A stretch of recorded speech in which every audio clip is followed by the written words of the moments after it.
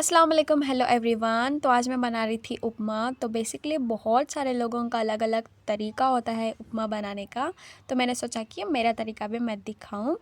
तो मेरा name actually मेरी अम्मी ऐसे बनाती हैं। तो सबसे पहले मैंने ड्राई रोस्ट कर लिया था सूजी को, फिर डाल दिया था ऑयल, राई एंड करी पाक यानी कि फेन्यूक्रिक।